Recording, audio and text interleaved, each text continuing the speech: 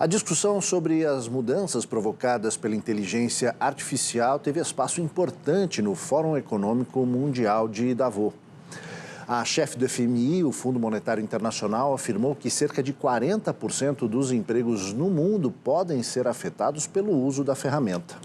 Sobre a transformação do mundo do trabalho, os impactos das novas tecnologias no desenvolvimento dos países e as profissões que serão impactadas de imediato, eu conversei com o John Paul Hempel Lima, que é coordenador da FIAP. Quando aparece uma nova tecnologia, ela costuma impactar uma série de profissões. Sempre foi assim na história aí da humanidade, Revolução Industrial e tal. Mas o que a gente viu ano passado e o que a gente vai ver esse ano e nos próximos anos?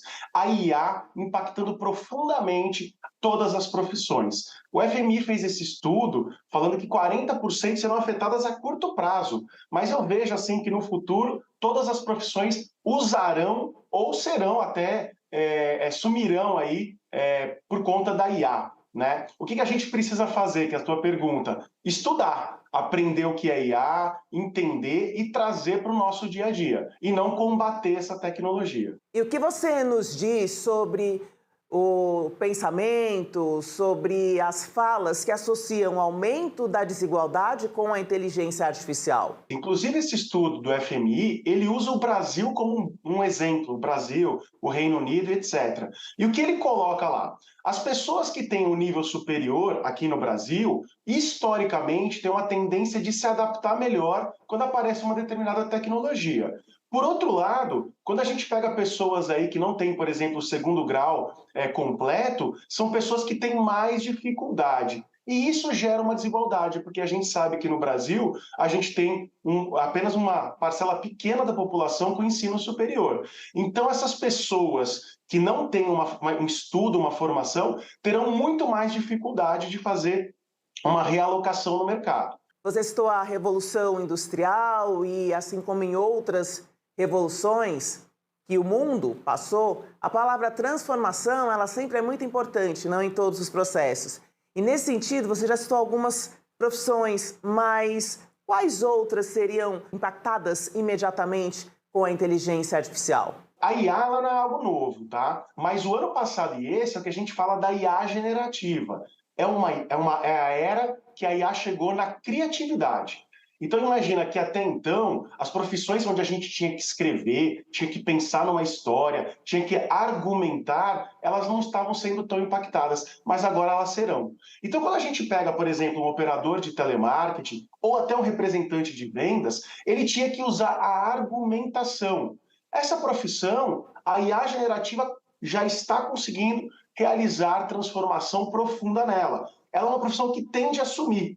Outras profissões, eu vou dar um outro exemplo aqui, o direito, né? Até então o direito não era muito afetado pela IA, mas com a IA generativa, a gente vai ver primeiro um aprimoramento da profissão. O advogado que conseguir usar a IA generativa, ele vai ser muito mais eficiente. Mas aí vem um outro problema. No escritório, por exemplo, de advocacia, que você tinha lá 5 advogados sêniores e 30 júniores para escreverem petições, talvez vai ficar só os 5 sêniores, só aqueles mais preparados, porque a IA vai substituir sim, mas ela vai dar uma produtividade maior.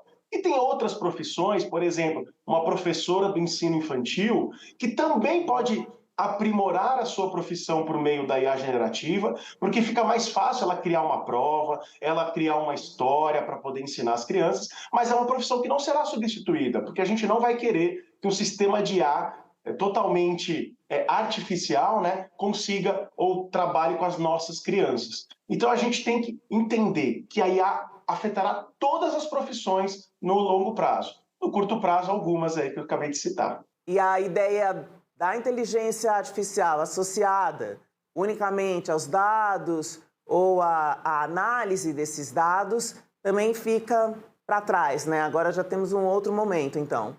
Perfeito, Joyce, é isso mesmo.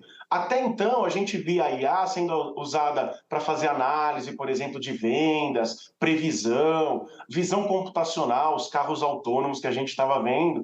Mas o ano passado, aí, com o ChatGPT e outros que a gente chama de LLMs, Large Language Models, né, modelos grandes de linguagem, são sistemas que são fáceis para qualquer um usar. qualquer ouvinte aqui que está assistindo aí, telespectador, consegue entrar, por exemplo, e por meio de um prompt que a gente fala, por um texto, escreva uma história sobre tal coisa. Ele vai gerar uma resposta que, como se fosse um ser humano que tivesse criado. É muito poderoso e muito fácil de usar. Então, isso permite uma massificação dessa tecnologia. E voltando à questão dos empregos, o Brasil, países com a mesma situação do Brasil, estariam quão distantes de uma situação mais preparada e mais adequada para absorver essa mudança? O Brasil criou recentemente a Política Nacional de Inteligência Artificial. É uma primeira iniciativa, uma primeira, enfim, parte governamental. Mas a gente precisa ter uma capacitação em massa, a gente precisa ter mais ações efetivas de treinamento, né, de criação de tecnologia. A gente ainda está longe em termos de criação de tecnologia. Por outro lado, o Brasil, apesar da desigualdade, é um país muito conectado. Sempre nas pesquisas que a gente vê de pessoas, né, países conectados à internet, o Brasil aparece lá em cima.